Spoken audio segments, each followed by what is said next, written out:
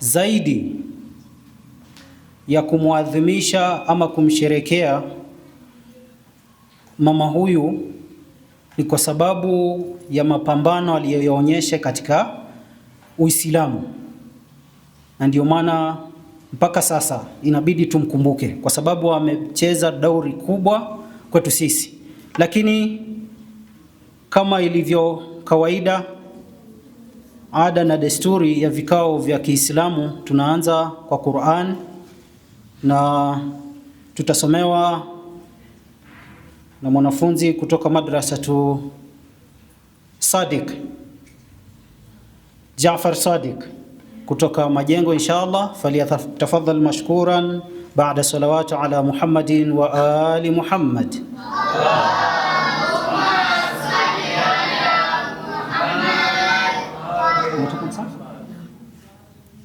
والقرآن الحكيم إنك لمن المرسلين على صراط مستقيم تنزيل العزيز الرحيم لتنذر قوما ما أنذر آباؤهم فهم غافلون لقد حق القول على أكثرهم فهم لا يؤمنون إنا جعلنا في أعناقهم أغلالا فهي إلى الأذقان فهم مقمحون وجعلنا من بين أيديهم سدا ومن خلفهم سدا فأغشيناهم فهم لا يبصرون وسواء عليهم أنذرتهم أم لم تنذرهم لا يؤمنون إنما تنذر من اتبع الذكر وغشي الرحمن بالغيب فبشره بمغفرة وأجر قريب إنا نحن نحيي الموتى ونكتب ما قدموا وآثارهم وكل شيء أحصيناه في إمام مبين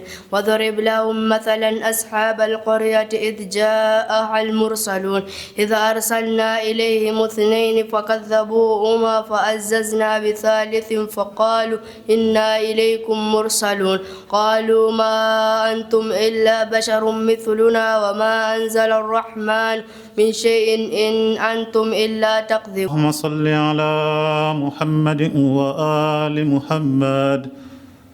عن جابر بن عبد الله الأنصاري عن فاطمة الزهراء عليها السلام بنت رسول الله صلى الله عليه وآله قال: سمعت فاطمة أنها قالت: دخل علي أبي رسول الله في بعض الأيام فقال: السلام عليك يا فاطمة. فقلت: عليك السلام. قال: إني أجد في بدني ضعفا. فقلت له: أعيذك بالله يا أبتاه من الضعف. فقال: يا فاطمة ائتيني بالكساء اليماني فغطيني به. فأتيته بالكساء اليماني فغطيته به وصرت أنظر إليه وإذا وجهه يتلألأ كأنه البدر في ليلة تمامه وكماله. فما كانت إلا ساعة وإذا بولدي الحسن عليه السلام قد أقبل وقال: السلام عليك يا أمه. فقلت: وعليك السلام يا قرة عيني وثمرة فؤادي. فقال: يا أمه إني أشم عندك رائحة طيبة كأنها رائحة جدي رسول الله صلى الله عليه وآله. فقلت: نعم إن جدك تحت الكساء. فأقبل الحسن نحو الكساء وقال: السلام عليك يا جداه يا رسول الله، أتأذن لي أن أدخل معك تحت الكساء؟ فقال: وعليك السلام يا ولدي ويا صاحب حوضي، قد أذنت لك. فدخل معه تحت الكساء فما كانت إلا ساعة وإذا بولدي الحسين عليه السلام قد أقبل وقال: السلام عليك يا أمه. فقلت: وعليك السلام يا قرة عيني وثمرة فؤادي. فقال لي: يا أمه إني أشم عندك رائحة طيبة كأنها رائحة جدي رسول الله. فقلت نعم، إن جدك وأخاك تحت الكساء. فدنا الحسين نحو الكساء وقال: السلام عليك يا جداه، السلام عليك يا من اختاره الله. أتأذن لي أن أكون معكما تحت الكساء؟ فقال: وعليك السلام يا ولدي ويا شافع أمتي، قد أذنت لك. فدخل معهما تحت الكساء. فأقبل عند ذلك أبو الحسن علي بن أبي طالب وقال: السلام عليك يا بنت رسول الله. فقلت: وعليك السلام يا أبا الحسن ويا أمير المؤمنين. فقال: يا فاطمة، إني أشم عندك رائحة طيبة كأنها رائحة أخي وابن عمي رسول الله. فقلت: نعم، ها هو مع ولديك تحت الكساء. فأقبل علي نحو الكساء وقال: السلام عليك يا رسول الله، أتأذن لي أن أكون معكم تحت الكساء؟ قال: وعليك السلام يا أخي ووصيي وخليفتي وصاحب لوائي، قد أذنت لك.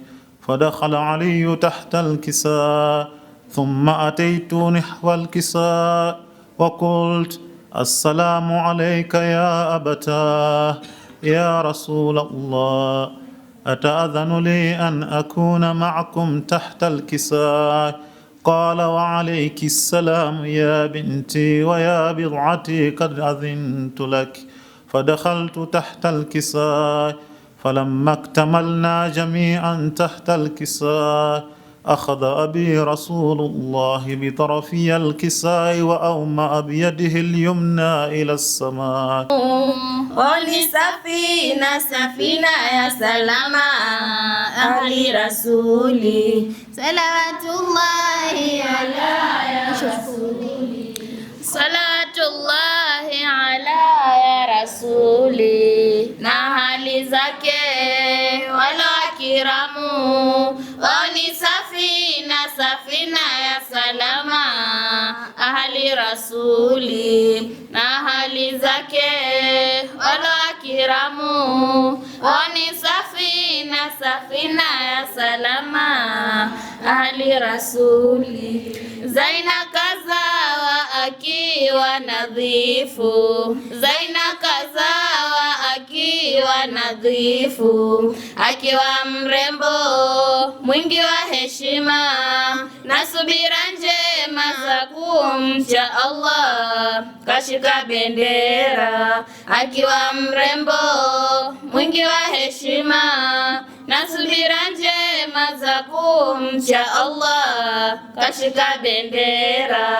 Salawatullahi ala ya rasuli, salatullahi ala ya rasuli, na hali zake wala wakiramu, na ni safina safina ya salama ahli rasuli, na hali zake wala wakiramu, ni safina safina ya salama ahli rasuli. Zaina kazawa akiwa shujaa, Zaina kazawa akiwa shujaa, mwana wa Zahara hakurudi nyuma, akakaza kamba dini kuiendeleza.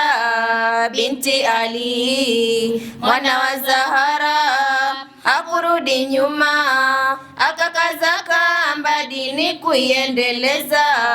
Binti Ali, salatullahi ala ya rasuli, salatullahi ala ya rasuli, na hali zake wala wakiramu, ni safina safina ya salama ahli rasuli, na hali zake wala wakiramu, ni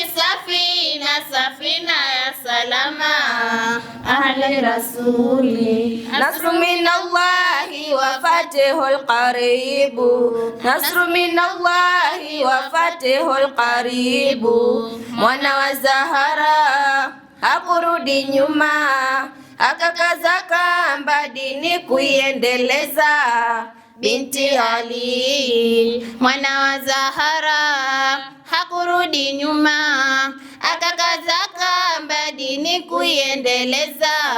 Binti Ali salatullahi ala ya rasuli, salatullahi ala ya rasuli.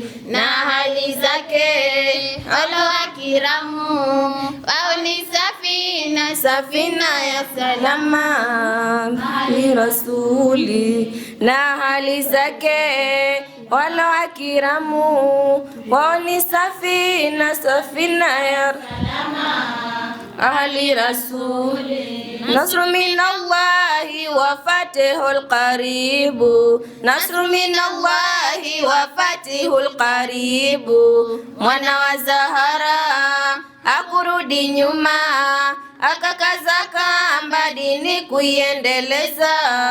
Binti Ali mwana wa Zahara hakurudi nyuma, akakaza kamba dini kuiendeleza.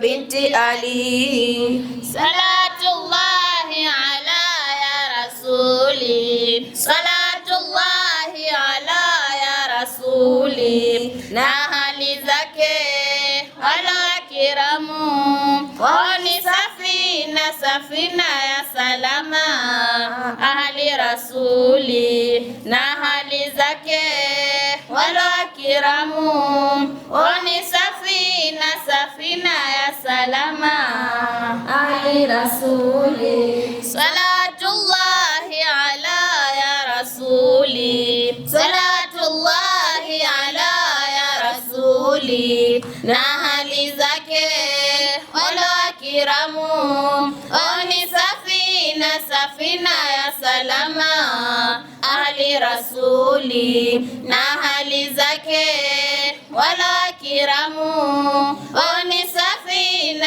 safina ya salama ahli rasuli. Muhammadin wa ali Muhammad salawat.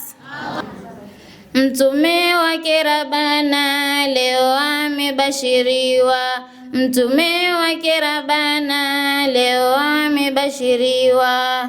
Iyo pepo ilo njema ya jamii Hashimia. Ya Allah ya Allah, mtume wake Rabbana leo amebashiriwa, mtume wake Rabbana leo amebashiriwa. Iyo pepo ilo njema ya jamii Hashimia. Ya Allah, hiyo pepo ilo njema ya jamii Hashimia. Maua matakatifu ya bustani nadhifu, maua ya takatifu ya bustani nadhifu, yaliyopambwa sharafu ya jamii Hashimia. Ya Allah ya Allah, mtume wake Rabbana leo amebashiriwa, mtume wake Rabbana leo amebashiriwa. Iyo pepo ilo njema ya jamii Hashimia. Iyo pepo ilo njema ya jamii Hashimia. Maua yalo abadi ya pembeo mashahidi, maua yalo abadi ya pembeo mashahidi. Toka jadi na juhudi ya jamii Hashimia. Ya Allah ya Allah, mtume wake leo amebashiriwa, mtume wake leo amebashiriwa. Ilo njema ya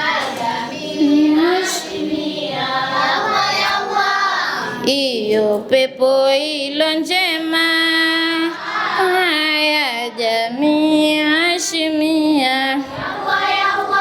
Maua yaloshani yalotuka peponi, maua yaliyoshani yalotukuka peponi, ni Hasani na Husaini ya jamii Hashimia. Ya Allah, Mtume wake Rabbana leo amebashiriwa, Mtume wake Rabbana leo amebashiriwa. Hiyo pepo ilo njema Hashimia. Hiyo pepo ilo njema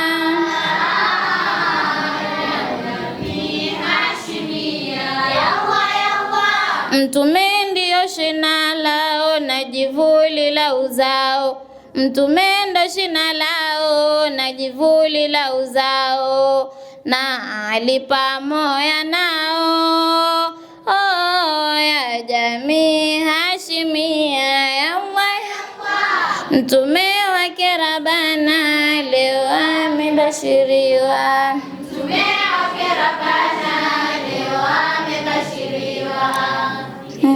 Pepo ilo njema ya jamii Hashimia. Hiyo pepo ilo njema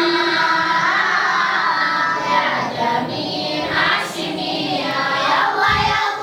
Fatima mlezi wao binti asifiweo, Fatima mlezi wao binti asifiweo.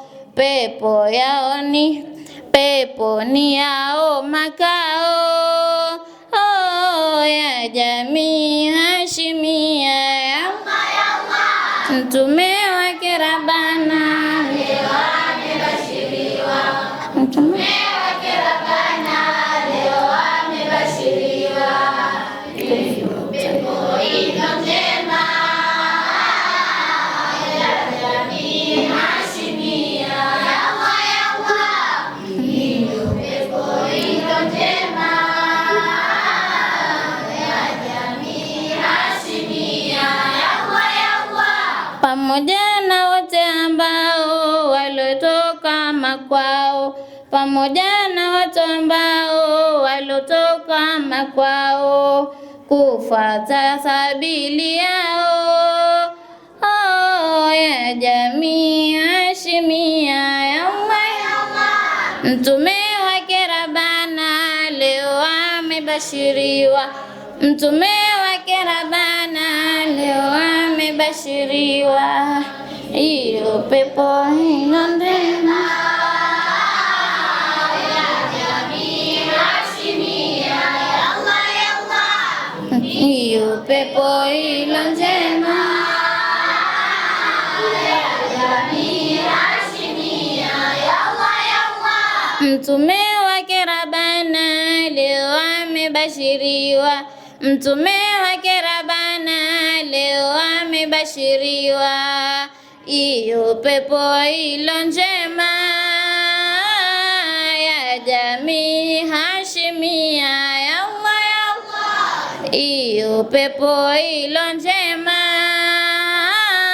ya jamii Hashimia. Ya Allah, Mtume wake Rabbana leo amebashiriwa, Mtume wake Rabbana leo amebashiriwa. Ilo pepo iyo njema ya jamii Hashimia. Iyo pepo ilo njema ya jamii Hashimia. Muhammadin wa ali Muhammadin salawat. Allahumma salli ala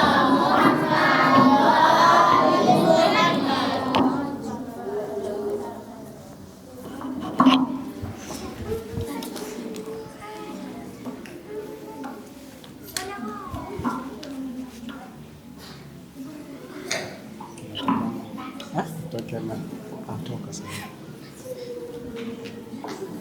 bihubbi Zainab salawat.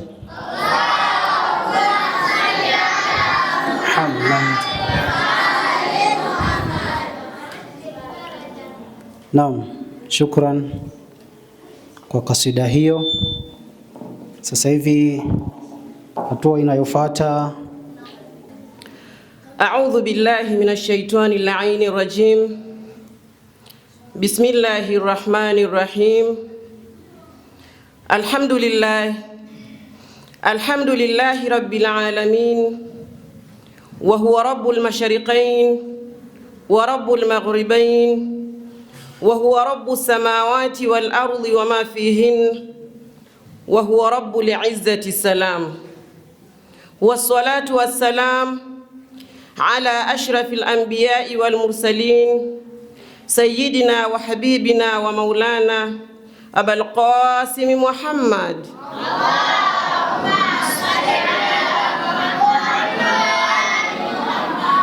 wa ala alihi tayyibin at-tahirin al-ma'sumin innahum ilayna safinatun najah wa ba'd.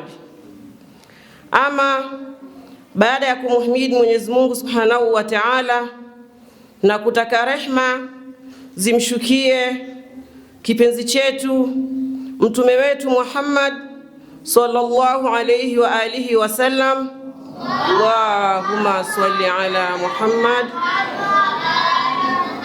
Assalamu alaykum wa rahmatullahi ta'ala wa barakatuh. Wa alaykum assalam wa rahmatullahi ta'ala wa barakatuh. Alhamdulillah. Kwanza kabisa napenda kumshukuru Allah Subhanahu wa Ta'ala kwa kutujalia afya iliyokuwa njema na kuweza kukusanyika katika munasaba huu wa kumuhisha bibi yetu Bibi Zainab alayha salam. Hatuna budi kuwa na furaha kwa afya hii Allah aliyotujalia, na tusherekee mazazi haya kwa furaha, kama vile ambavyo tunajua mtoto anapozaliwa watu huwa katika nyumba ni wenye kufurahikia. Labbaiki ya Zainab. Labbaiki ya Zainab. Shukran. Hasa mada yangu nitazungumzia kuhusiana na hijabu ya Bibi Zainab, kwa sababu sisi kama wanawake kiigizo chetu ni Ahlul Baiti alayhimus salam. Na leo hii kwa sababu tunazungumzia kuhusiana na mazazi ya Bibi Zainab, vile vile tutazungumzia pia hijabu yake ilikuwaje. Na tutakapoijua hijabu ya Bibi Zainab vile ilivyokuwa, ina maana kwamba sisi inabidi tujipambe na vazi hili kama alivyokuwa anajipamba Bibi Zainab alayha salam. Kwanza kabisa tujue maana ya hii hijabu. Hijabu maana yake ni nini?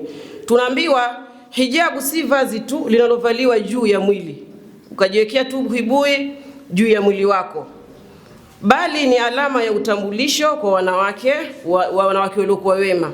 Ina maana ukivaa hijabu, wewe moja kwa moja utakuwa umeweka utambulisho kwa watu kwamba ni mwanamke uliokuwa mwema. Na hapo ndo watu watakapojua tofauti ya mwanamke aliyokuwa mwema na ambaye si mwema ni gani. Kwa sababu hata ukipita barabarani kuna mavazi chungu nzima ambayo yanavaliwa tofauti huko.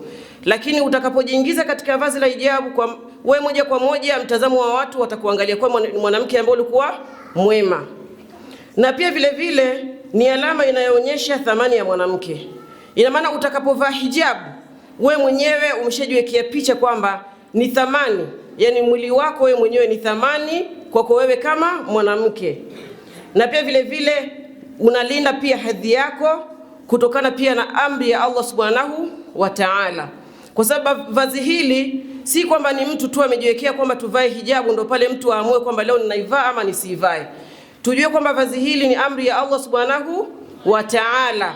Kwa hiyo hii ni amri, na jambo linakoambiwa kwamba ni amri ina maana kwamba tunataka ama hatutaki, inabidi ni lazima tulifanye. Kwa hiyo vazi la hijabu tunatakana tujue kwamba hii ni amri kutoka kwa Allah Subhanahu wa Ta'ala. Kwa hiyo hatuna budi kuzilinda hukumu na sheria za Allah Subhanahu wa Ta'ala ili tuweze kuwa ni tumefanya ule utakaso kwa Allah Subhanahu wa Ta'ala.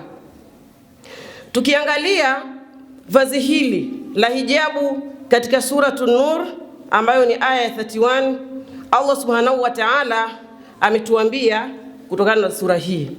Baada a'udhu billahi minash shaitani la'inir rajim, bismillahir rahmanir rahim. akimwambia mtume wetu Muhammad, wa qul lilmu'minati yaghdudna min absarihin wa yahfazna furujahun wa la yubdina zinatahun illa ma dhahara minha. Mwenyezi Mungu Subhanahu wa Ta'ala alimwambia mtume wetu Muhammad kuwa waambie wanawake waumini. Ina maana kwamba wanawake yoyote ambaye anajua kwamba yeye anamtii Allah Subhanahu wa Ta'ala ajue kwamba ni moja miongoni mwa anayekusudiwa katika aya hii. Na wewe ukijua kwamba wewe ni Muislamu, ujue kwamba wewe unahusika katika aya hii. Awaambieje? Washushe macho yao. Kwa hiyo kwanza hapa tunataka tujue kwamba hijabu si vazi peke yake ya kuichukua na kuiweka katika mwili, bali macho pia vile vile ni nini? Ni hijabu. Mwanamke unapokuwa unatakiwa kuangalia, usiangalie kwa mwanamume yote ambaye atakiwa kuwa ni mwanamume ajnabi, ambaye ni mwanaume wa kando, mwanamume ambaye anaweza kuoe ukamkodolea macho moja kwa moja. Kwa hiyo hijabu ya kwanza ni kusheteremsha macho chini. Unapoongea na mtu ambaye ni mwanamume unatakiwa uweke macho yako chini. Hiyo ni hijabu ya kwanza. Kwa sababu sisi tukajua kwamba hijabu ni nguo tu ujiwekelee. Macho pia vile vile ni nini? Ni hijabu. Wajilinde na walijilinde na wasionyeshe mapambo yao. Na vile vile tujilinde na tusionyeshe mapambo yetu. Mwanamke, mwili wako mzima ule ni pambo. Ina maana utakapouachia mwili wako kujiekelea mapambo haya yetu ya sasa hivi, utakuwa bado hujajilinda ule mwili wako. Macho yako yalinde, uyeweke chini. Na mwili wako vile vile pia unatakana uulinde, usiudhihirishe mapambo yako ambayo Mwenyezi Mungu Subhanahu wa Ta'ala aliyokupamba nayo. Na pia vile vile isipokuwa kwa yale yanayoonekana wazi.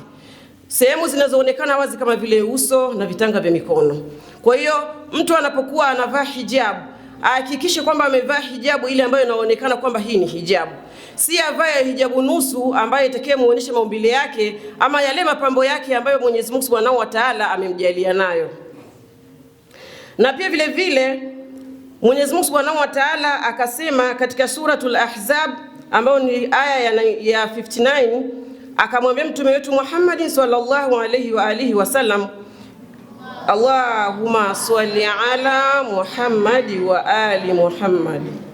Ewe nabii, waambie wake zako, binti zako, wanawake waumini, imerudiwa tena, wanawake waumini. Ina maana wewe ukiwa ni mwanamke ambaye unajiweka katika vazi hili la hijabu, kuanzia mavazi mpaka macho yako na maongezi yako, wewe ni moja kwa moja ni ishara ya kwamba ni mwanamke uliyekuwa muumini. Wajiteremshe baadhi ya mavazi yao juu. Kwa hiyo hijab ni kuteremsha vazi lako kuanzia juu mpaka likafinika mwili wako wote, si kuvaa hijabu nusu.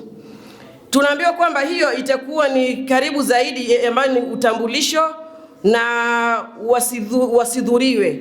Utakapojiwekea vazi lako hutadhuriwa kule nje. Sasa hivi tuchukue mfano. Mmepita barabarani mko wanawake wawili. Mmoja amevaa nguo yake ya kawaida ambayo imemuonyesha maumbile yako, na wewe umevaa hijabu yako, ile hijabu ya kisheria kabisa ambayo kila mtu akikuangalia anajua kwamba naam, huyu mwanamke ama huyu msichana yuko ndani ya hijabu. Utaona watakapokuwa mpita barabarani, kama kutakuwa kuna wanaume wale ambao ni wachokozi. Tunajua kwamba kuna wanaume wachokozi kule barabarani.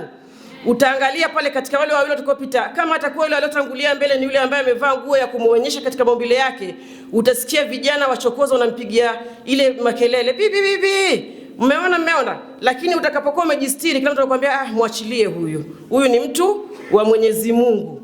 Hata mara nyingi ukienda stage unasikia waachilia hao, liheshimu ile vazi lilokuwa kichwani.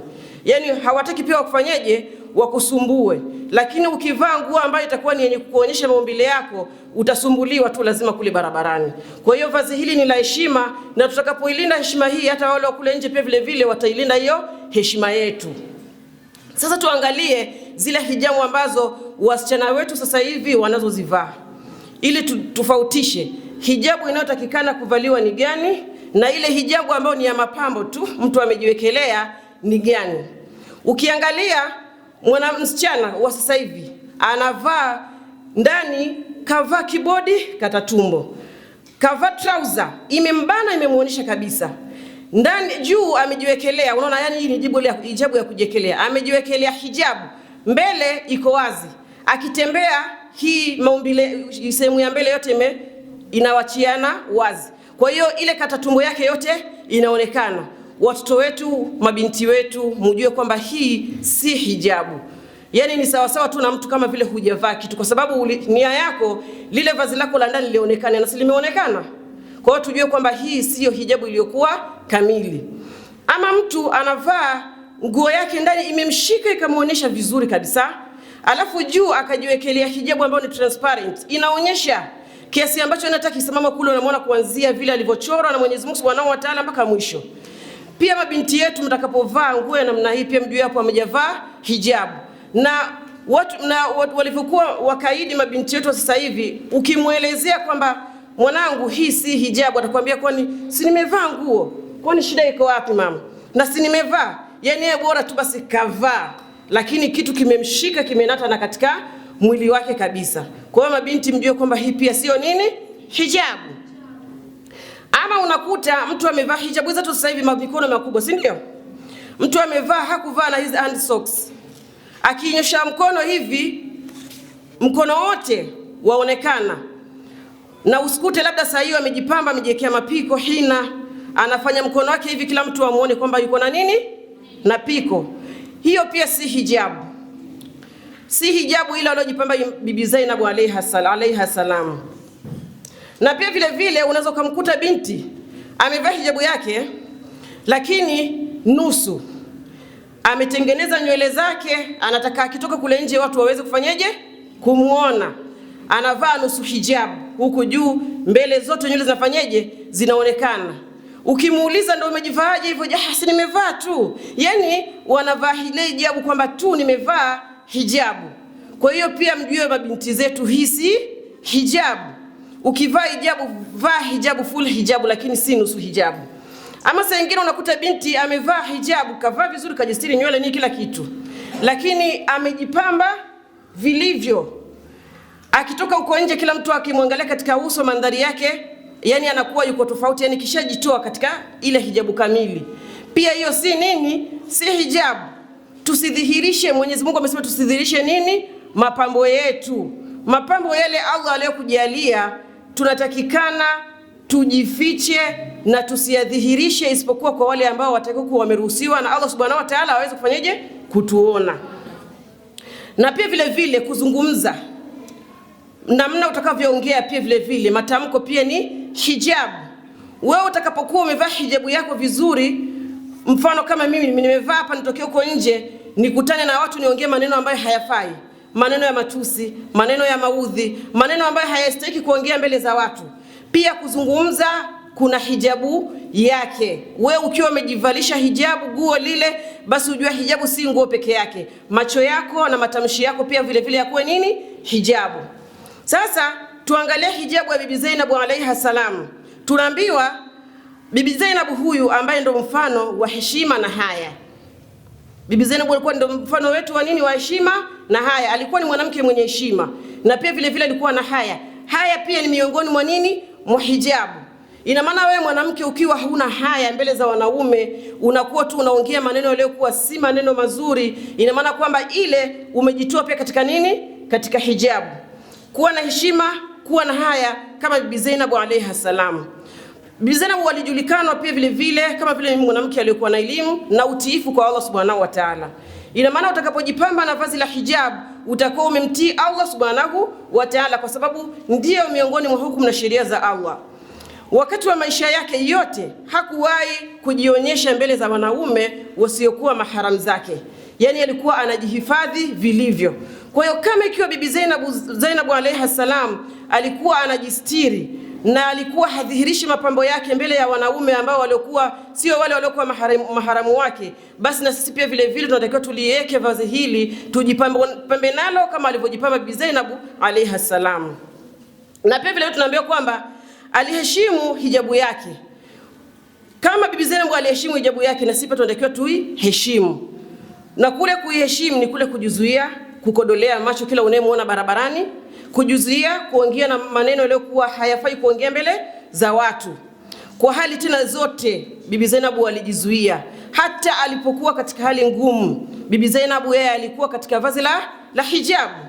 Ukiangalia Bibi Zainab katika sehemu ya Karbala bado alijipamba na hijabu, hata kama alivuliwa hijabu yake na kukemea watu, lakini bado tunaambiwa alichukua nywele zake na akajifunika, ili kudhihirisha kwamba bado yupo katika vazi la nini? La hijabu. Kwa hiyo tunatakiwa tukue kama Bibi Zainab, tuchukue mafundisho yake Bibi Zainab alayha salam. Na pia tukiangalia kwa upande wa kina mama, Bibi Zainab tunajua kwamba ni mtoto wa Bibi Fatima Zahra alayha salam. Yeye alikuwa ni mama aliyemfunza Bibi Zainab katika kila kitu, si katika tabia, mavazi, katika kila kitu alimpatia Bibi Zainab. Na pia vile vile sisi kama wamama tunatakikana tunapokuwa na binti zetu ndani ya nyumba, tutakapoonyesha ile hijabu, wakati unapotoka na binti yako, toka ikiwa mko katika hijabu wewe na yeye, ndio itakuwa rahisi katika kumrekebisha yule binti. Lakini ikiwa sisi wamama wenyewe tunatoka tukiwa tumejiachilia wazi, tumejipamba, tunajionyesha mapambo yetu, ina maana itakuwa ngumu katika kumwelimisha yule binti yako pale nyumbani. Kwa hiyo tunatakiwa na sisi wamama tuchukue mfano wa Bibi Fatima Zahra alayha salam, ili tuweze kuwafunza mabinti wetu lile hijabu linalotakikana kama alivyomfunza Bibi Zainab alayha salam, haya na adabu na kujistiri. Mpaka Imam Hussein alayhi salam aliwahi kumwambia Bibi Zainab ambaye ni dada yake, akamwambia, ewe dada yangu Zainab, wewe ni heshima ya nyumba ya Mtume. Kwa kuwa anajua nyumba ya Mtume ni nyumba ambayo ni ya heshima, kwa hiyo alimwambia maneno haya ili kuweze kuistiri ile hijabu yake, asitoke katika hijabu akawa ni mwanamke atakayekuwa anajiachia wazi na atakayekuwa hana hijabu. Kwa hiyo alimwambia maneno haya ili aweze kuitunza ile hijabu, na sisi ndio kioo, yeye ndio kioo chetu, sisi tunasoma kupitia kwake. Na tunaambiwa hii ni kwa sababu Bibi Zainab alayha salam ni kioo cha aya na urithi na uthabiti. Kwa hiyo sisi kioo chetu ni yeye Bibi Zainab, na uthabiti wa kuthibiti katika kulithabiti hili vazi la hijabu tunalichukua kutoka kwake Bibi Zainab alayha salam. Tuangalie katika nukuu za maulama wetu kuhusiana na hijabu ya Bibi Zainab. Imam Khomeini Ayatullah Imam Khomeini aliwahi kusema, lau si Bibi Zainab alayha salam, ujumbe wa Imam Hussein usingekuwa duniani. Kwa nini? Kwa sababu Bibi Zainab yeye pamoja na maisha yake yote yaliyopitia na hali ngumu, lakini alitunza hiyo hijabu yake. Na pia vile vile akasema, na lau si haya ya hijabu yake usingekuwa mfano kwa wanawake wa Kiislamu. Kwa hiyo Bibi Zainab alijiweka katika haya, na hii ni miongoni mwa nini? Mwa hijabu. Hakuwa ni mwanamke ambaye ataongea ovyo kiasi ambacho kila mtu aangalie kwamba huyu ni mwanamke wa design gani. Kwa sisi wanawake tunatakiwa tuangalie ni vipi Bibi Zainab alayha salamu alivyokuwa katika hijabu yake yote, na sisi tujipambe hijabu iliyokuwa imekamilika. Ukiangalia mwanamke wa sasa hivi, haya unakuta wanawake wengi sana hatuna haya. Kila mtu anakaa na kuongea vile atakavyoongea tu mbele za watu. Hii ndiyo dunia ambayo yuko sasa hivi. Kwa hiyo yoyote ambaye kama mabinti ambao mko hapa, ama mabinti ambao mko katika mahauza, mnayasoma yote haya, isiwe hijabu hizi ni hapa tu, mnapokuwa hauza mkitoka huko nje mnalitoa vazi la nini? La hijabu. Hijabu hii mnatakikana kujua kwamba ni vazi ambalo Mwenyezi Mungu Subhanahu wa Ta'ala, hiyo ni amri yake ametuwekea. Tuangalie kuhusiana na jambo la al-haya. Kisa kidogo tu cha watoto wa Nabii Shuaib. Tuone kwamba hijabu si kujivalisha mavazi peke yake, pia kuna ile haya. Watoto wa Nabii Shuaib, wakati Nabii Musa alivyokuwa amekuja kutafuta ile himaya katika kujiepusha na wale watu waliokuwa wakimtaka kumuua, akaja katika mji wa Madian. Alipokuta watu wanaonyesha mifugo yao, na Nabii Musa akaona mabinti wawili wamekaa pembeni na hali ya kuwa hawaonyeshi wale mifugo yao. Alipoulizwa akasema kwamba wanasubiri mpaka watu wafanyeje? Wamalize kunywesha ile mifugo yao, kisha na wao ndio wakanyosha ile mifugo yao. Nabii Musa akaona hapana, akachukua ile mifugo akaenda akawasaidia kufanyeje? Kuonyesha. Hiki ni kisa maarufu ambacho katika Qur'an. Tunaambia baada ya hapo wale mabinti walipokwenda nyumbani, baba yao kuuliza imekuwaje leo, labda wamekuja mapema, wakamuelezea na akamwambia binti moja kwamba aende akamuite yule aliyewasaidia kuonyesha mifugo. Alivyotembea tunaambia Mwenyezi Mungu mwenyewe akasema kwamba alikuwa tamshi ala alistihyai, anatembea ule mwendo wa nini, wa kuona haya. Lakini sasa hivi mabinti, mtu akitembea barabarani atatembea atajizungusha kiasi ambacho ni kila mtu atamwangalia, huyu ni mtu ambaye yuko akili timamu ama ni mwendawazimu. Yani ule mwendo atakayojizungusha, ili ndio watu wajue kwamba huyu binti kama ni kusifiwa, si ndio anataka sifa, ataipata sifa. Kwa hiyo hata kutembea pia vile vile tunatakiwa tuangalie ule mwendo wa kutembea. Ukiangalia binti yetu sasa hivi aambiwe ametumwa kwenda kumuita mtu ambaye ni kijana rijal, hajaoa naye hajaolewa, anaona hapo anajitafutia soko.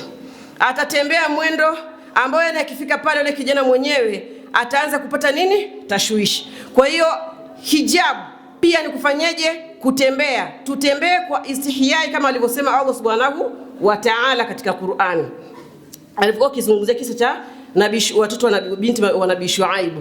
Kwa hiyo tunatakiwa pia vile vile, mwanamke unapokuwa unaongea na mwanamume ambaye ni wakando, tafadhali tunavyotakikana tufuate na tusiende kinyume na aya ya Mwenyezi Mungu Subhanahu wa Ta'ala. Tuongee aliyakuwa tunashusha macho yetu wapi, chini, si tukodolee macho. Kuna kisa kingine kidogo cha mwalimu na mwanafunzi wake, pia tuone kama ina maana kwamba tutaweka kizuizi hapa. Pia vile vile tutakuja kukuta kwamba ile haya pia hakuna, ama hiyo hijabu pia hakuna. Mwalimu aliletewa mwanafunzi ambaye ni binti, alivyoletewa binti yule akawa anamsomesha, lakini ikawa kuna pazia katikati. Si ndio hijabu inatakikana, ili kusiwe na ule na connection moja kwa moja kwa mwalimu, kwa sababu ni mwanamume na mwanafunzi nani ni mwanamke. Shetani laanatullahi alayhi akawaingilia mwalimu, akajua na shetani akaambia, mwalimu, unamfundishaje mwanafunzi ambaye yuko katika hijabu? Mwanafunzi huyu utakapomsomesha ataelewaje? Kwa sababu utakapokuwa anatamka, je, akikosea haya matamshi utaelewaje kama amekosea? Mwalimu akaona ni kweli. Alichofanya ni nini? Akatoa ile pazia ambayo ilikuwa ndio hijabu yao kati yake na mwalimu na nani na mwanafunzi. Aya, shetani akaendelea kuingilia tena, akaambia, sasa mwalimu alikuwa akisomesha anaangalia wapi? Wanaangalia chini wote, si ni hijabu? Wanaangalia chini wote. Shetani akamfuata hata akamuingilia tena mwalimu, akaambia, mwalimu, unamfundishaje mwanafunzi aliyekuwa mmeangalia chini wote? Atakapotamka yale matamshi utajuaje kama ameyatamka kama vile inavyotakikana? Utajuaje?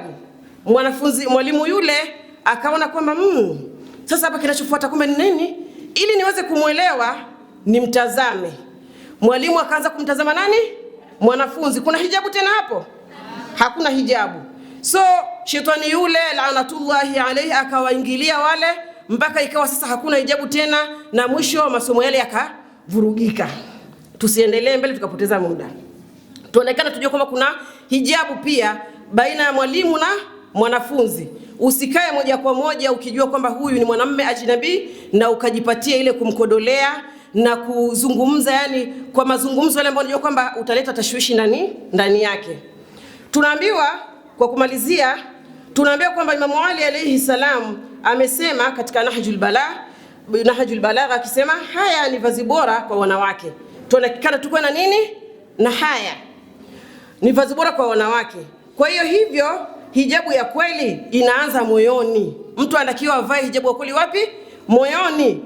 Tena pale mwanamke anapomcha Mwenyezi Mungu Subhanahu wa Ta'ala kwa siri na kwa dhahiri. Moyoni vazi la hijabu lifanyeje? Lianze. Ikiwa wewe unamwogopa Mwenyezi Mungu kwa siri na kwa dhahiri, ondekana wewe umevaa nini? Hijabu. Sio unapokuwa kwa siri unamkosea Allah Subhanahu wa Ta'ala, unatoa hijabu yake. Na utakapokuwa dhahiri unamjifanya kwamba umevaa hijabu. Tunatakiwa hijabu ikuwa ni ile ya ikhlas. Hijabu ya ikhlas ni ile kwamba unavaa vazi hilo kama ni hukumu na sheria za Allah Subhanahu wa Ta'ala, ukiwa katika siri na ukiwa vile vile katika dhahiri. Mwisho kabisa tuangalie mafunzo ya Bibi Zainab alayha salam kuhusiana na hijabu. Tunaambiwa kwamba hijabu ni kinga, na ni kinga ya heshima na sio kizuizi tu. Yaani ile kizuizi umejiwekelea tu. Tujue kwamba hii ni kinga, itatukinga na nini? Na uovu kule nje. Tutakuwa ni watu ambao tunaheshimika na tutapata ile kukosewa adabu na watu wa pembeni. Pili, tunaambiwa kwamba hijabu ni alama ya utiifu kwa Allah. Utakapovaa hijabu ina maana moja kwa moja pale umemtii Allah Subhanahu wa Ta'ala, lakini unapoivua hijabu jua umekwenda kinyume na aya ya Mwenyezi Mungu Subhanahu wa Ta'ala. Na tusivae kama vile ni desturi tu kwamba nimevaa. Ukiambia umevaa hijabu unasema mimi si nimevaa tu, kwani nini simejekelea? si kujiekelea. Tujue kwamba tunavaa hijabu iliyokuwa kamili kwa ajili ya kumtii Allah subhanahu wa ta'ala. Na pia vile vile hijabu ni ibada, yani ukivaa hijabu moja kwa moja unajua katika nini? Katika ibada, na inahitaji nia na ile ikhlas, ufanye utakaso wa Allah subhanahu wa ta'ala. Usijivalishe tu eti umevaa, bora kuvaa hijabu. Si bora kuvaa hijabu, sawa sawa, tuvae hijabu bora, si bora hijabu bora. Na pia vile vile mwisho kabisa tunaambiwa kwamba hijab ni urithi wa Bibi Zainabu alayha salam. Lazima vazi hili tulilinde, tena kwa heshima na kwa moyo uliokuwa na matendo vile vile. Kwa hiyo tutakapolitunza hili vazi la hijabu, tutakuwa kwanza tumemtii Allah subhanahu wa ta'ala, na pia vile vile tutakuwa tumejipamba ama tumeitunza ile ambalo ni vazi alilokuwa Bibi Zainabu alayha salamu analivaa, na sisi tukawa tunajifunza ama tumelivaa kutokana na nini? Na ikhlas, kwa utakaso wa Allah subhanahu wa ta'ala, pamoja na matendo kama nilivyotangulia kusema, macho, kuongea, pamoja pia na ile kutembea. Vyote hivi viwe katika nini? Hijabu. Tusije tukajikuta tunavaa hijabu nusu, tusije tukajikuta tunavaa hijabu ile ambaye si Mwenyezi Mungu Subhanahu wa Ta'ala ametuamrisha tuivae. Kwa hiyo wasichana wetu, mnapokuwa pale katika hauza na mtakapotoka katika hauza, nje na ndani, mtakapokuwa mahali popote, mjue kwamba hijabu si vazi ambalo limewekwa tu watu wajipambe, bali ni amri ya Allah Subhanahu wa Ta'ala. Ni lazima tuiheshimu na tuitunze sisi kama wanawake. Ilahuna ashkurukum lihusni istimaikum. Wassalamu alaikum wa rahmatullahi ta'ala wa barakatuh.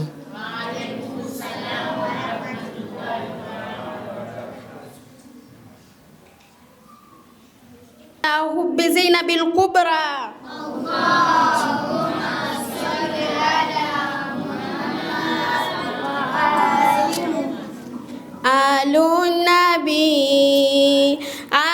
النبي في ذريعتي وهم إليه وسيلتي.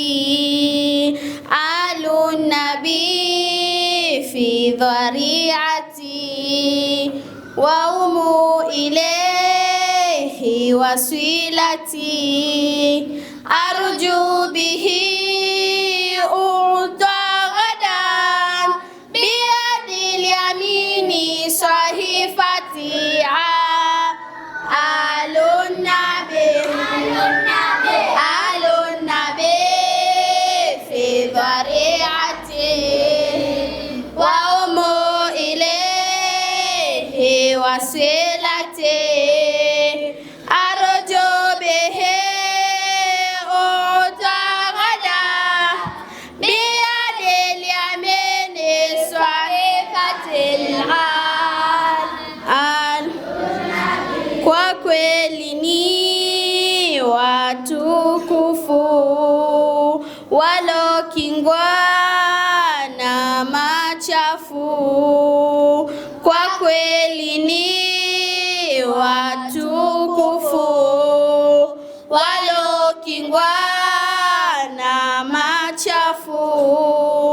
Ndio maana na wasifu siwezi kujizuia.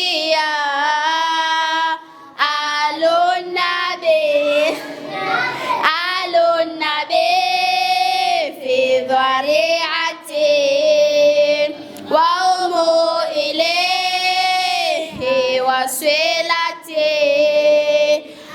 Al-Nabi fi dhari'ati wa umu ilayhi wasilati. Arju bihi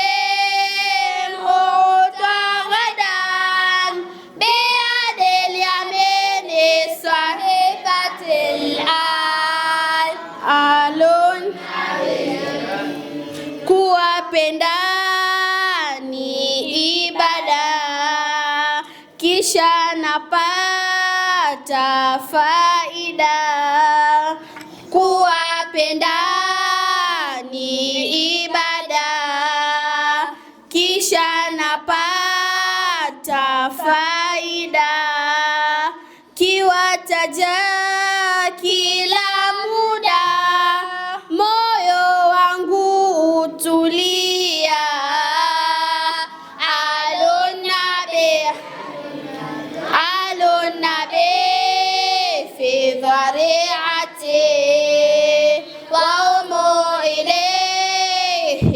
وصلته آل النبي في ذريعته وهم إليه وصلته أرجو به معتقدا بيد اليمين صحيفة الآن أهل النبي mno walidhulumiwa, uovu wakafanyiwa.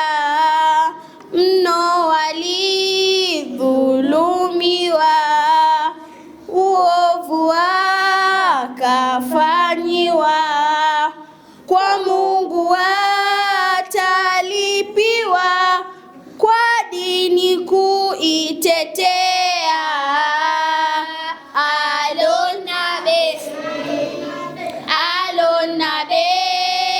في ذريعته وهم إليه وصلته آل النبي في ذريعته وهم إليه وصلته أرجو به معتقدا بيد اليمين صحيفة الآن آل na mimi nawatangaza nayaona yaeneza, na mimi nawatangaza nayaona yaeneza, kwenye nuru kwenye kiza Mola tanisaidia.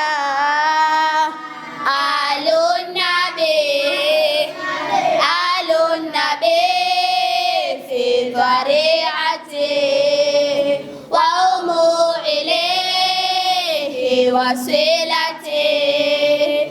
Alunnabi fi dhari'ati wa umu ilayhi wasilati. Arju bihi utamadan biyadil yamini sahifatil Alunnabi. Kasomeni Qur'ani mutaelewa yakini. Kasomeni Qur'ani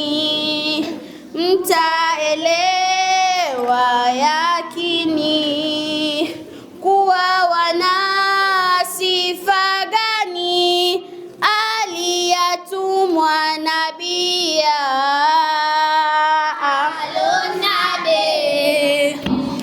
Alunnabi fi dharihati wa umu ilayhi wasilati. Alunnabi fi dharihati wa umu ilayhi wasilati. Arju bihi utagada biyadil yamini sahifatil Wah, sallallahu ala Muhammadin wa ali Muhammad.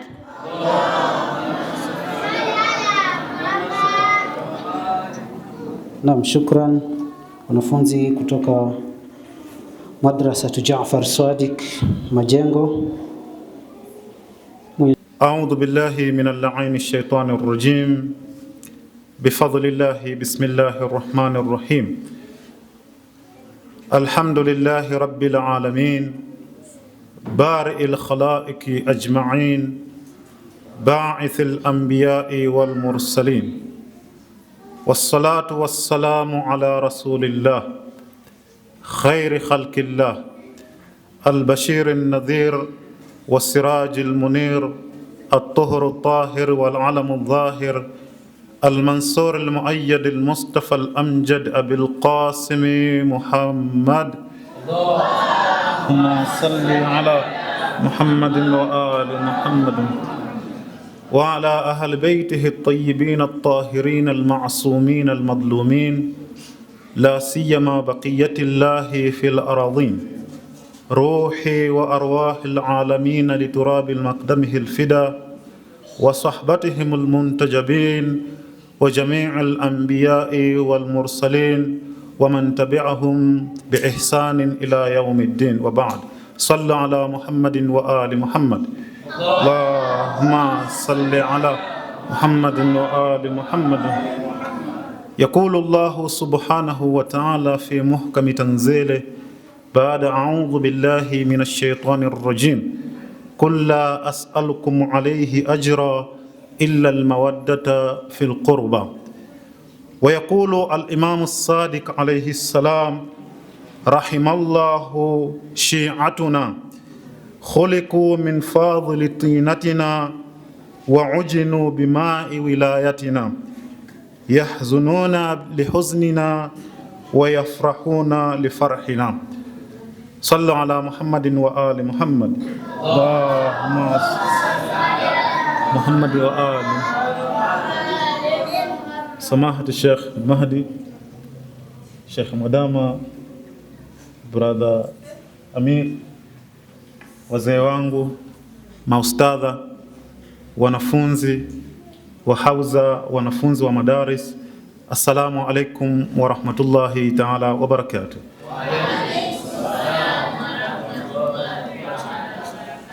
Awalan arfa'u ayati at-tahani wa tabrikat ila maqami maulana sayyidina al-imam al-mahdi ajalallahu ta'ala farajahu al-sharif لهذه المناسبة العطرة لميلاد السيدة زينب الحوراء الإنسية عليها السلام. صلى على محمد وآل محمد.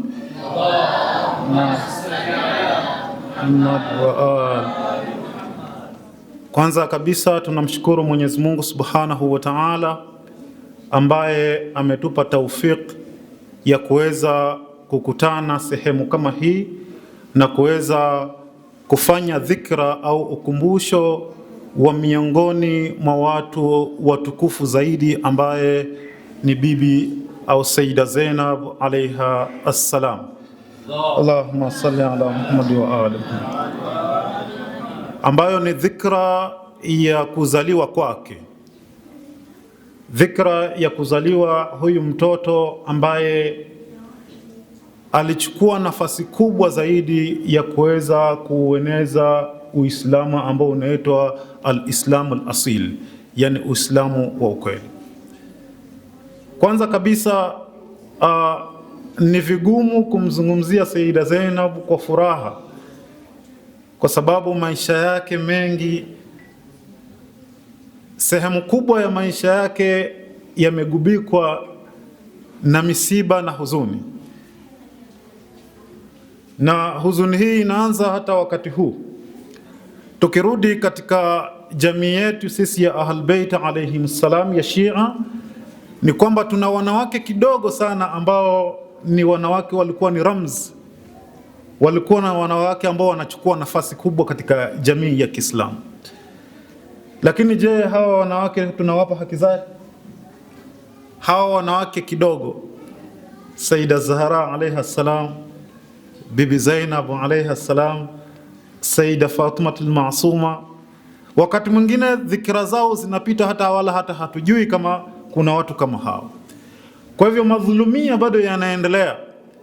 Walidhulumiwa na mahadui, na vile vile malasafu shadid, kitu cha kusikitisha zaidi, pia wanadhulumiwa na nani? Na mashia wao pia wanawadhulumu. Leo hapa tukisema salawat kwa ajili ya Bibi Zainab, watu wanajikokota. Sayyida Zainab katika muda kama huu, katika dhari yake kumezuia watu hawaingii, hapati mtu wa kwenda kumzuru Sayyida Zainab muda tunaongea saa hii.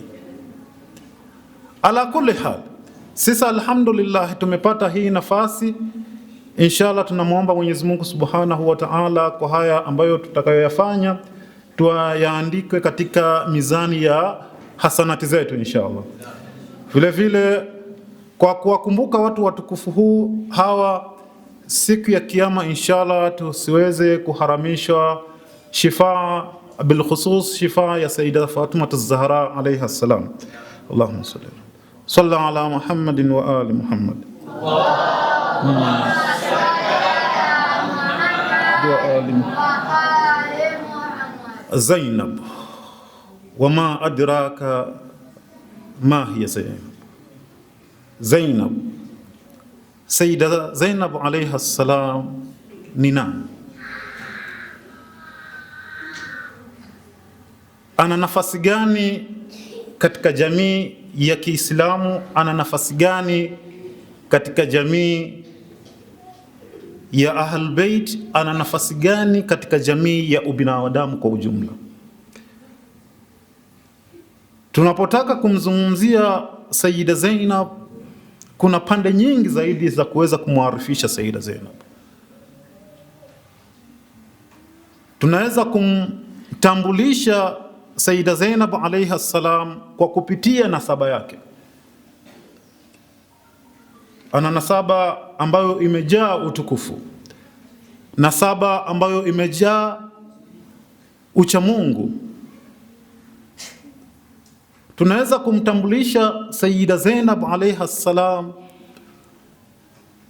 kwa sifa zake alizokuwa nazo toka ni mdogo mpaka analipoiaga hii dunia. Tunaweza kumtambulisha Sayyida Zainab kwa juhudi yake na kwa ushujaa wake aliouonyesha katika ulimwengu wa Uislamu. Ni sisi tu kuchagua ni upande gani ambao tunataka kumtambulisha Sayyida Zainab alayha salam. Ni miongoni mwa wanawake wachache zaidi katika dini ya Kiislamu ambao walitoa kila kitu, walifanya kila kitu kwa ajili ya kuinusuru dini ya Mwenyezi Mungu Subhanahu wa Ta'ala, kwa ajili ya kupeleka mafunzo kwa umma ule ambao waliishi ndani yao, na vile vile kwa watu ambao watakuja baadaye. Zainab alayha salam, kwa haraka haraka tu tunapomwangalia katika familia yake, jina lake yeye ni Zainab, ndio jina maarufu ile, ndo alilopewa na babu yake Bwana Mtume Muhammad sallallahu alayhi wa alihi wasallam. Sababu katika kisa chake cha kuzaliwa ni kwamba baada ya kuzaliwa Sayyida Zainab alayha salam, Bibi Fatima az-Zahra alayha salam alimpeleka kwa baba yake ambaye ni Amirul Mu'minin Ali ibn Abi Talib alayhi salam.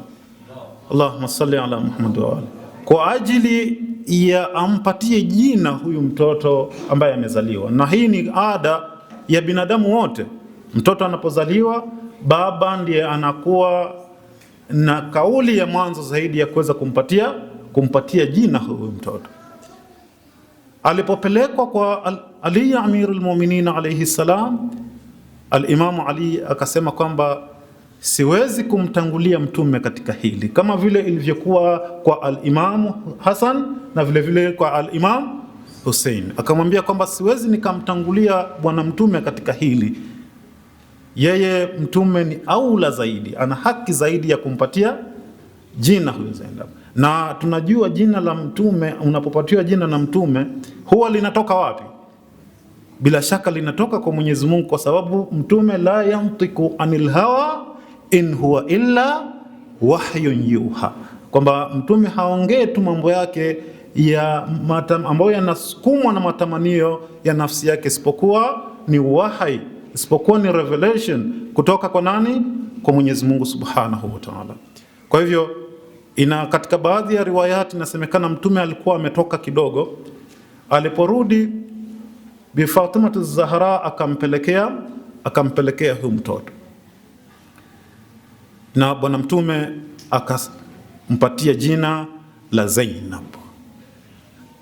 Katika riwayat au katika wanatarikh wengine wanasema hili jina Zainab ni majina mawili, ni murakkab, yani ni majina mawili, yani Zain na Ab, yani inamaanisha nini? Pambo la baba. Pambo la nani?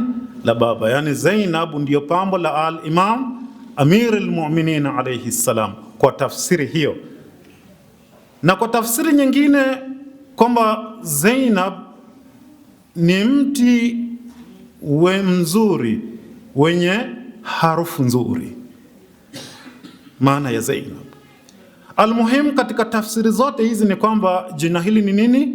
Jina hili ni tukufu. Kwa wale wanaobeba jina la Zainab lazima wafahamu kwamba hili jina ni tukufu, ni jina lilitoka kwa Mtume Muhammad sallallahu alayhi wa alihi wasallam. Kwa hivyo utukufu wake unaanzia kwenye jina lake. Jina lake linaweza kuwa ni darasa la miaka na miaka, jina tu peke yake, Zainab peke yake. Baba yake ni al-Imamu Ali alayhi salam, Amir al-Mu'minin. Mama yake ni Sayyida Fatima az-Zahra alayha salam. Babu yake upande wa mama yake ni Habib al-Mustafa sallallahu alayhi wa alihi wa sallam. Allahumma salli ala Muhammad wa alihi. Na babu yake upande wa baba yake ni Abu Talib, ambaye alitoa kila kitu kwa ajili ya kumhami bwana Mtume Muhammad sallallahu alayhi wa alihi. Allahumma salli ala Muhammad wa alihi. Nyanya yake au bibi yake upande wa baba yake ni Fatima binti Asad, ambaye aliomba dua kwa Mwenyezi Mungu kwamba apatiwe kijana ambaye atakuwa ni mwenza wake, mtoto wake ambaye ni al-Imamu Ali alayhi salam. Akajaliwa Mtume Muhammad sallallahu alayhi wa alihi wasallam, akakuwa kwenye nyumba yake Fatima binti Asad. Upande huu mwingine nyanya yake au bibi yake ni Khadija bint al-Kubra, Khadija bintu Khuwailid, aliyetoa kila kitu mpaka akabaki hana chochote. Kwa ajili ya nini? Kwa ajili ya kuunusuru Uislamu. Ndugu zake, baadhi ya ndugu zake almaruf ni al-Imam Hasan wal Hussein, Kulthum na al-Abbas. Watu hawa ambao ni maarufin, haina haja tuwaarifishwe. Hawa ndio ndugu zake msichana huyu au bibi huyu, Bibi Zainab alayha salam. Mume wake ni Abdullah ibn Jaafar ibn Abi Talib, na watoto wake katika riwaya kwamba ni Ali na Jaafar na Aun, Kulthum. Wengine wanasema pia alikuwa na mtoto anaitwa Muhammad na Abbas. Katika miongoni mwa alqabu zake, ana alqabu nyingi, hatutaweza kuzitaja zote, lakini miongoni mwazo tu anaitwa ni Aqilatu Bani Hashim, Masaib, Haura, na almaarufu zaidi Zainabul al-Kubra. Kwa hivyo upande wa nasaba tunaweza kumwarifisha hivi Sayyida Zainab alayha salam. Tarehe yake ya miladi, siku yake ya kuzaliwa ni tarehe 5 ambayo ni Jumada al-Awwal, imma mwaka wa 5 au mwaka wa 6 Hijria. Na kufariki kwake, wafatu wake ulikuwa ni mwaka ni tarehe 15 mwezi wa Rajab mwaka wa 62 Hijria. Sehemu ambayo ni maarufu aliyozikwa ni mji wa Sham au Damascus, ambao kaburi lake lipo, japokuwa pia kuna riwaya zinasema pia amezikwa Misri. Kwa hivyo huyu ndio Sayyida Zainab ukitaka kumwarifisha kwa upande wa nasaba yake. Ni nasaba ambayo imejaa utukufu, nasaba ya Bwana Mtume Muhammad sallallahu alayhi wa alihi wasallam. Allahumma salli ala Muhammad wa ali Muhammad. Tunapo huisha dhikra yake ya miladi leo, kitu cha kwanza tunatekeleza yale malipo ya Bwana Mtume Muhammad sallallahu alayhi wa alihi. Nimeanza na aya ambayo inasema kulla as'alukum alayhi ajra illa almawaddata fil qurba, kwamba Bwana Mtume anaambiwa waambie watu kwamba kwa hii kazi ambayo nimewatekelezea, kwa hii kazi ambayo nimewafanyia, au kwa hii hidma ambayo mimi nimekuja nayo ya kuwatoa kwenye giza na kuwapeleka kwenye nuru, sitaki malipo yoyote isipokuwa illa almawaddata fil qurba. Na mawadda hayawezi kutimia kama hatuwezi kukaa tukaweza kutaja fadhila zao, na vile vile tukajifunza kutokana na nini? Kutokana na maisha yao. Na riwaya ambayo nimeisoma kutoka kwa al-Imam Jaafar alayhi salam, ambayo inasema kwamba rahimallahu shi'atuna, kwamba rehma za Mwenyezi Mungu ziwe juu ya nani? Ya mashia wetu. Kwa nini? Khuliqu min fadhil tinatina, kwamba waliumbwa hawa mashia wetu kutokana na nini? Kutokana na mabaki ya udongo tulioumbiwa sisi Ahlul Bait alayhimussalam. Wa ujinu bimai wilayatina, na wakafinyangwa kwa maji ya wilaya yetu sisi Ahlul Bait. Kwa hivyo tunapojiita mashia wa Amirul Mu'minin, tunapojiita shia wa Ahlul Bait alayhimussalam, hiki kipengele hakiwezi kukamilika bila kuonyesha nini? Bila kuonyesha mawadda kwao, bila kuonyesha mawadda kwao. Kwa hiyo jambo ambalo tunalifanya hapa sisi ni kudhihirisha mahaba, kitu cha kwanza, ambao ni ujira ule ambao Bwana Mtume alituambia tumfanyie. Na vile vile pia tunasoma mafunzo yao ambayo ni uswa, ambao ni mafunzo kwetu, ambao ni vielelezo vyema kwetu, ambao ndo role model wetu sisi wa kuweza kuwafuata ili tuweze kufaulu hapa duniani na kesho akhira. Kwa haraka zaidi nikijaribu tu kumzungumzia Sayyida Zainab alayha salam, katika miongoni mwa sifa zake ni kwamba miongoni mwa alqab zake au sifa zake alikuwa akijulikana kama alima, yani mwenye elimu zaidi. Watu nasemekana kana nasu yarjiuna ilaiha fi halali wa haram, kwamba watu walikuwa wakimrejelea Sayyida Zainab alayha salam kujifunza hukumu za Kiislamu.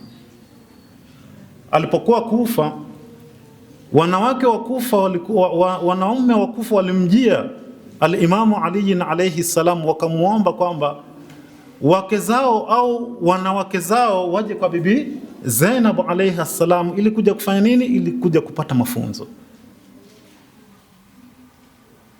Imamu Ali akalikubali hili ombi, na bibi Zainab akawa ana sessions yeye za kufunza kina mama, kiwemo ahkamu za Kiislamu na vile vile pia na tafsiri ya Qur'an Karim.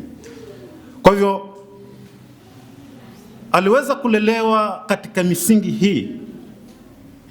Kwanza kupewa elimu ambayo ni elimu sahihi. Ustadha hapa amesema kwamba kwa wazazi tuna majukumu. Tunapoangalia akhlaki ya Sayyida Zainab alayha salam, ni kwamba wanaopata credit ni wazazi, sababu wazazi waliomlea ndio waliweza kumlea katika mienendo ile, waliweza kumlea katika akhlaki ile. Wao ndio walimpa nafasi ya kupata elimu, wao ndio waliomfunza maadili mema, wao ndio waliomfunza elimu ambayo inamnyanyua binadamu wala haimfanyi nini? Haimtwezi binadamu. Kwa hivyo katika sisi wafuasi wa Sayyida Zainab bilkhusus mabanati zetu ni kwamba Sayyida Zainab alayha salam swala la elimu alilipa kipao mbele zaidi. Ndio kitu ambacho tunajifunza katika miongoni mwa khasais zake, kwamba swala la elimu, ya elimu ambayo ni sahihi, ambayo ina manufaa kwa binadamu, Sayyida Zainab aliipa kipao mbele na alishiriki moja kwa moja yeye kuweza kutoa ile elimu ambayo amefunzwa na mama yake Fatima az-Zahra, aliyofunzwa na baba yake al-Amir al-Mu'minin, aliyofunzwa na babu yake, japokuwa tarehe haijazungumzia sana kipindi kile kidogo alichoishi na babu yake Bwana Mtume Muhammad sallallahu alayhi wa alihi wasallam. Allahumma salli ala Muhammad. Vile vile katika miongoni mwa khasais za Sayyida Zainab alayha salam kwamba alikuwa anajulikana kama abida, yani mwenye kufanya ibada, na hii inajidhihirisha kutoka kwa maneno ya al-Imam Zainul Abidin alayhi salam. Anasema kwamba inna ammati Zainab ma'a tilka al-masaib wal mihan an-nazilatun biha fi tariqina ila ash-Sham ma tarakat nawafilaha al-layli, kwamba mbali na matatizo yote, mbali na balaa yote ile iliwashukia wakiwa ardhi ya Karbala, lakini wakati Bibi Zainab alipokuwa katika njia yake kuelekea Sham hakuwahi kuacha swala ya usiku. Sikwambii faradhi. Tunaweza tukapata sura ile waliokuwa Ahlulbayt alayhimus salam wakati ule wakichukuliwa mateka kutoka uwanja wa Karbala mpaka Kufa, na kutoka Kufa mpaka wapi? Mpaka Sham, kwa sababu vyombo vya habari vya wakati ule vilikuwa vinataka kuonyesha kwamba hawa ni watu ambao wamekiuka amri ya mtawala na wanaadhibiwa. Lakini Sayyida Zainab yeye akabadilisha hii,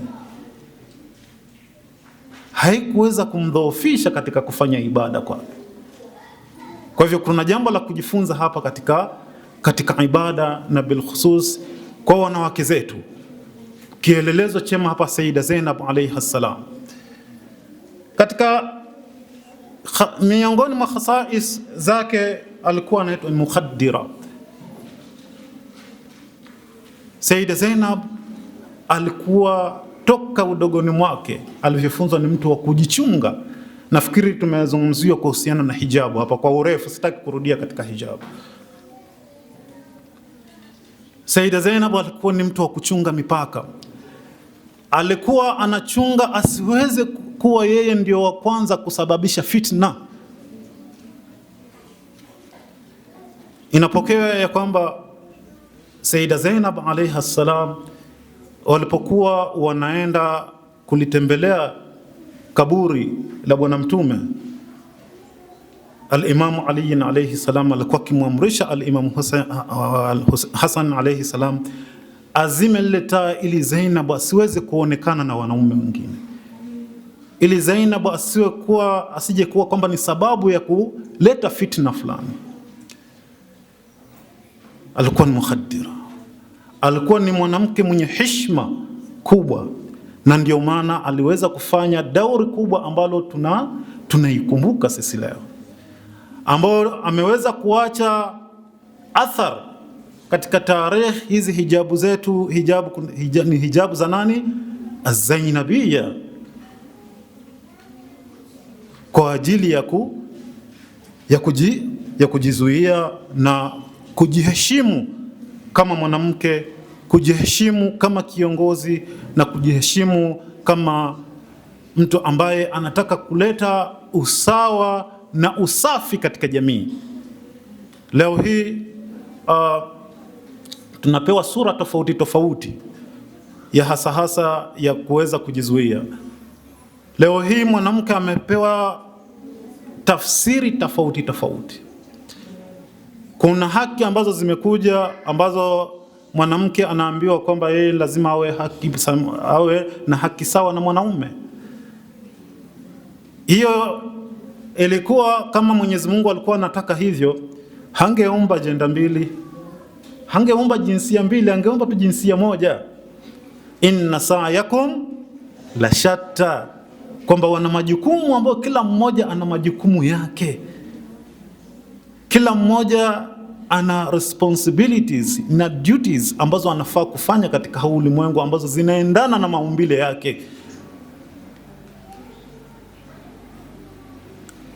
Taswira nyingine ambayo imechorwa na ulimwengu ni kwamba mwanamke amefanywa kwamba ni product, ni bidhaa. Utukufu wake hauchungwi tena. Ili bidhaa fulani itangazwe, lazima mwanamke avae uchi, awe anajidhihirisha maungo yake, ndio ile bidhaa ipate umaarufu na iweze kununuliwa. Linapokuja swala la kujihifadhi katika dini ya Kiislamu, inaambiwa kwamba dini ya Kiislamu inawafanya nini? Inawakandamiza wanawake, wakati dini ya Kiislamu inawaheshimisha wanawake, inawapa utukufu wanawake. Leo hii na mitandao ya kijamii kwa mfano, kuna kauli nyingi zinaendelea siku hizi kote kwa wanaume na kwa wanawake kwamba ukiuliza swala la kuoa unaambiwa hakuna wanaume wa kuoa, unaambiwa hakuna wanawake wa kuoa. Ni kweli?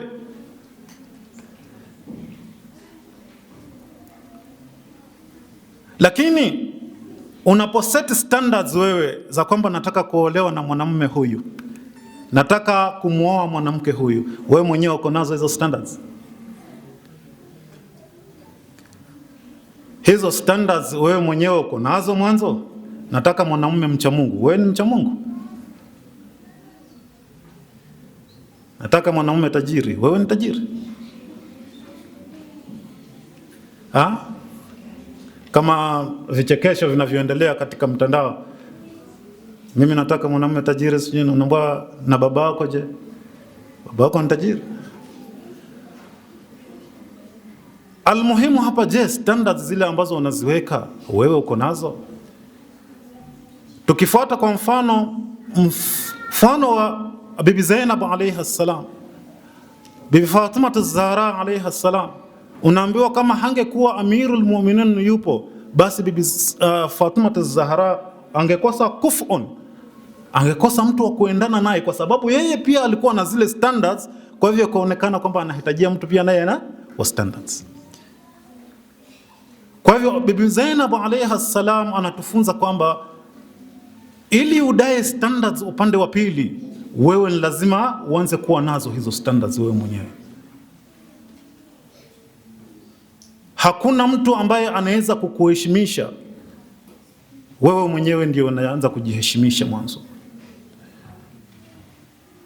Hakuna mtu ambaye anaweza kukuona wa maana kama wewe mwenyewe hujioni wa maana, na si kwa maneno bali kwa vitendo. Hiyo ndio Sayyida Zainab alayha salam, ambao muda hauko nasi, lakini tujaribu tu kujifunza kutoka kwa huyu mwanamke mtukufu. Sio wanawake tu peke yake, hadi wanaume.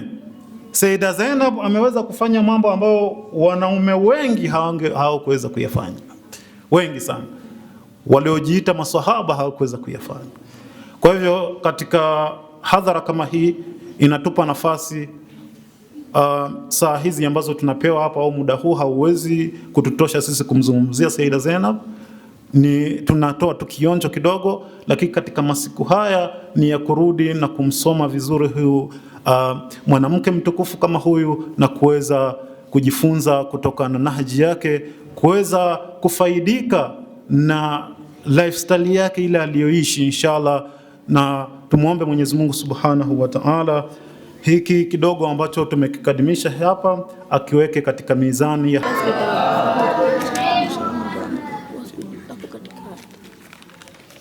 Sallallahu ala Muhammad sallallahu alaihi wa alihi.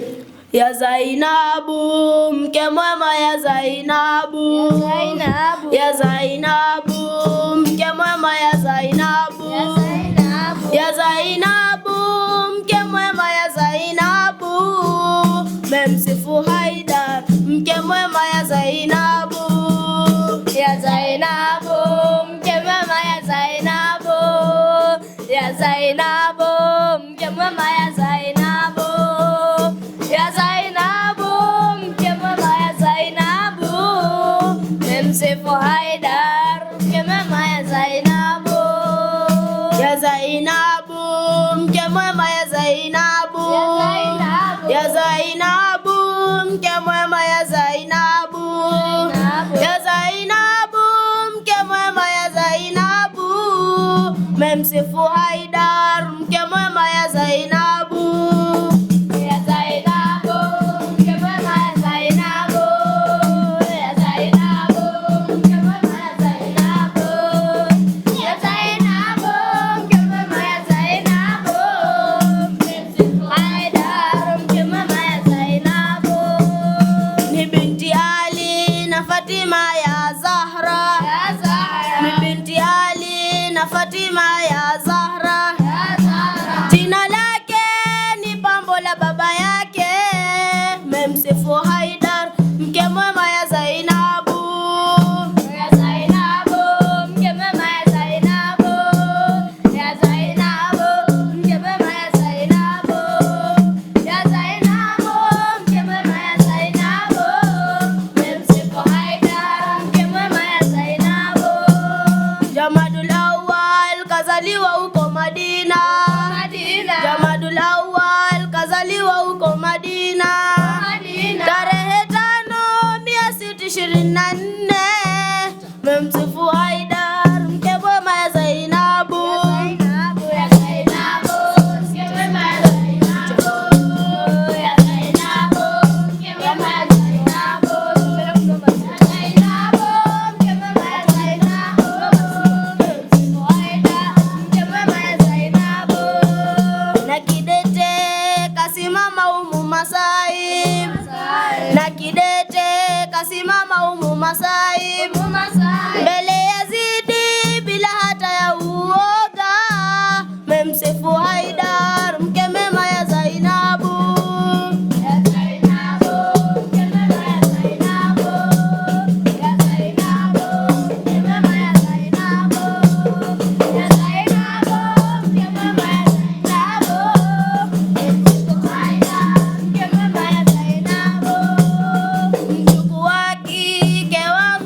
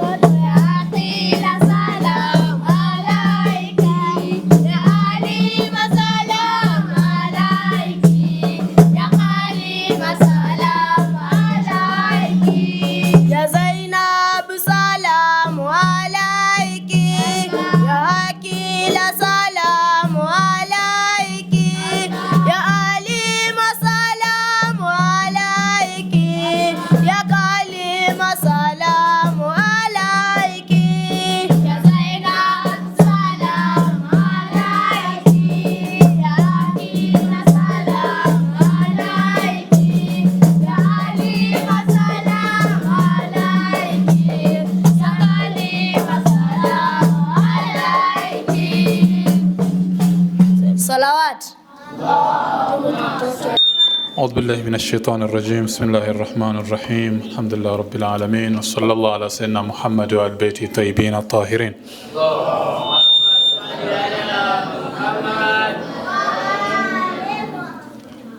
الحمد لله.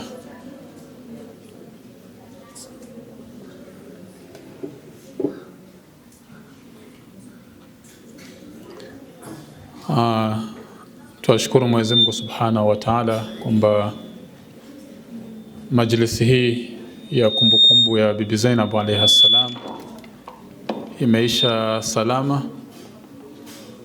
Kuna raha sana ukiwa umekaa unasikiza kuliko ukiwa wewe ndiye nani ndio muongeaje. Alhamdulillah nimemwahi Sheikh Khamis, nimefaidika na muhadhara wake madam sikumwahi, lakini kama kawaida najua hotuba yake ilikuwa iko sawa sana sababu nishamzoea na hotuba zake. Kwa hiyo tunawashukuru makhatibu ambao wameweza kuyuhisha siku hii muhimu ambao ni siku ya kumkumbuka mama huyu mtukufu Bibi Zainab alayha salam. Sheikh Muhammad al-Yaqubi hafidhahullah siku hii anaita yaumul afafi alalami, kwamba ni siku ya ifa ulimwenguni. Nadhani madam watakuwa ameongelea sana masala ya hijab na mengineo. Mimi na kalima moja tu alafu nimalizie tuende tukaswali. Na kalima yenyewe ni kwamba intima ya madrasa hii ya Ahlul Bait alayhimus salatu wassalam ni masulia. Ukiwa wewe ni mfasi wa Bibi Zainab na Bibi Fatima Zahra alayhimas salam, kuwa wewe ni mfasi ni majukumu. Sawa sawa, sio story tu kwamba wewe ni mfasi, ni majukumu. Na maana yake ni kumaanisha kwamba unatakana utembee kama wao wanavyotaka utembee, kama wao walivyoishi katika huu ulimwengu. Na ndio hapa mabinti zetu wanafunzi walioko katika hauza inayonasibiana na Bibi Zainab alayha salam wana dharura ya kufuatilia sana Bibi Zainab, maisha yake yalikuwaje na aliishi vipi ili wafanane na yeye. Sasa Said Khamenei ana jihad anaita jihadu tabyin, jihadi ya kufanya nini? Ya kubainisha. Jihadi ya kubainisha ni kwamba ulimwengu wetu leo mafahimu nyingi zimevurugwa. Mafahimu nyingi zimefanya nini? Zimevurugwa. Kwa mfano mafuhumu ya hijab ipo leo, lakini kwa sura tofauti kidogo, ambayo labda msichana wetu anayekulia akaelezwa ile mafuhumu atajikuta yeye amevaa hijab, kumbe kulingana na Uislamu yeye hajafanya nini? Hajavaa hijab. Kwa hiyo kuna jihad tabiin ambayo inatakikana kuna watu watengezwe watoke nje kueleza mafahimu vile zinatakikana kufikishwa kwa watu. Yani hijab, Uislamu ukieleza unaeleza hijabu vipi kulingana na Uislamu, sio kulingana na mitandao inavyosema. Uislamu unasema hijabu iwe vipi na mfano wa hijabu ni upi. Kwa hiyo tukumzungumzia Bibi Zainab kwamba alikuwa ni muhaddira kama alivyoeleza Sheikh hapa, akaelezwa hijabu yake. Hijabu ya Bibi Zainab ilikuwaje? Nadhani ile ni swali muhimu. Katika ulimwengu leo wa mitandao, TikTok na mengineyo, Bibi Zainab alikuwa mtu wa kwanza kufanya ilam na kufanya jihad tabiin. Sasa taka tuelewane vizuri. Baada ya kadhia ya Karbala, tarikhi inaeleza kwamba mtu aliyefanya kazi kubwa ya kuitoa Karbala nje alikuwa ni nani? Ni Bibi Zainab alayha salam, katika safari aliyokuwa nayo mpaka kufika Sham. Lakini haya yote akajitoa mbele ya wanaume na kusimama na kuongea akiwa na hijabu yake kamili, akifanya jihadi tabiini ya kueleza watu kwamba kwa nini al-Imam al-Hussein alitoka, kwa nini al-Imam al-Hussein ameuliwa, kwa nini sisi tumetekwa kwa hali hii tulionayo mpaka hapa. Haya yote akieleza katika Sham, katika kasri mbele ya wanaume, lakini alilinda nini? Hijabu yake. Hii ndio nukta muhimu. Mabinti tulionao wanaosoma hauza wana kazi ya kueleza watu ulimwenguni mafuhumu ya Kiislamu, hasa zinazohusiana na wanawake, kwa sababu sisi tuna upungufu upande huo. Upande wa wanaume mashaallah watu wameenda hauza, wamerudi, wako mtaani. Upande wa dada zetu kidogo kuna upungufu mkubwa wa watu wanaoongea na kufikisha. Lakini sasa kwa sababu kuna hauza na hawa wanaosoma ndio wanatarajiwa baadaye wafanye nini? Watoke nje waeleze. Wanapofika kwenye ma TikTok, wanapofika kwenye ma Instagram, wanapofika kwenye ma Facebook, wanafanya nini? Hii ni muhimu. Kwa sababu Bibi Zainab pia alisimama mbele ya watu. Lakini alisimama vipi? Aliongea vipi? Alikuwa na heshima yake, ameilinda kiasi gani? Unapowasha data ukaingia kujirekodi, unachotaka kufikisha ni kipi na unakifikisha vipi? Hii ni vitu muhimu. Saidi Darus tulikuwa naye wakati mmoja akieleza kwamba unasimama mbele na unaongea kwenye TikTok, lakini macho yako tu yana ujumbe zaidi ya maneno yako unayoongea. Sasa sawa? Jamani, tuvaeni hijabu, tuwe na heshima na nini, huko wajirambaramba lips ya macho yanazunguka zunguka kama watu hawadili na hiyo story yako ya hijab na nini. Watu wanadili na hayo macho yako na lips zako. Kwa hiyo mitandao ina kanuni zake, na wewe ukiamua kuingia katika huo uwanja ujue kanuni zako kama msomi, kama mtu ambaye uko katika dini, unafanya vipi na unafikisha vipi. Hii ni muhimu, na Bibi Zainab alilifanya hili, lakini alilinda heshima yake, na ndio mpaka leo anatajwa katika ulimwengu na anaheshimiwa, pamoja na kwamba alisimama kuhakikisha kwamba alichokipigania ndugu yake al-Imam al-Hussein kinafanyaje, kinafika ulimwenguni na watu walikipata mpaka leo hapa tulipo. Leo tukimkumbuka Bibi Zainab, tunakumbuka kauli yake muhimu akimwambia Yazid bin Muawiya laanatullahi alayhi, ambaye kwa lugha yetu ya leo ni Netanyahu, hata sio Ruto. Mheshimiwa Ruto story yake tofauti. Kwa lugha yetu ya leo ni nani? Netanyahu, kwa sababu ndiye gaidi wa ulimwengu, sio? Na jamaa yake Trump. Sasa alisimama mbele ya Trump, ama alisimama mbele ya nani? Ya Netanyahu, akampiga kauli yake maarufu akimwambia kid kaidak wasaa sa'yak, kimwambia fanya vitimbi vyako, nafanya bidii zako, fa wallahi akamwapia Mwenyezi Mungu kwamba utajo wa Ahlul Bait, utajo wa madrasa hii hautafanya nini? Hautafutika, utabaki milele, pamoja na nguvu ulizonazo na ukatili uliofanya. Lakini akamkumbusha kwamba hii safari mwenyewe ni nani? Ni Mwenyezi Mungu Subhanahu wa Ta'ala, na yeye safari hii atailinda na kila kitu kitafika. Na leo tuko hapa tukimkumbuka Bibi Zainab salawatullahi alaiha.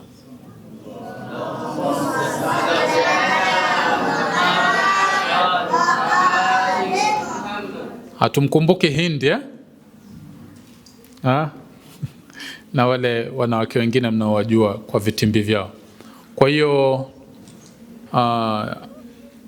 baada ya haya machache, nadhani ni muda wa swala. Tumewashukuru makhatibu wetu madam na sheikh kwa hutuba zao. Inshallah Mwenyezi Mungu awalipe khair, na wale wote ambao wamechangia kuhakikisha kwamba majlisi hii inatimia, ima kwa pesa zao na mengineyo, kwa sababu kuna tabaruku hapa, bila shaka kuna pesa zimetolewa. Mwenyezi Mungu awazidishie riziki na awape cha ziada. Mwisho kabisa, nimesikia kwamba kasida ya Alun Nabi Dhariati imeimbwa leo hapa na sikuiimba mimi. Kwa hiyo hao wanafunzi, naomba baadaye na deni lenu na zawadi yenu tuonane, wale walioimba Alun Nabi. Inshallah hii ya Zainab utaniona bwana, sije ukasirikia baadaye. Sallu ala Muhammad wa ali Muhammad.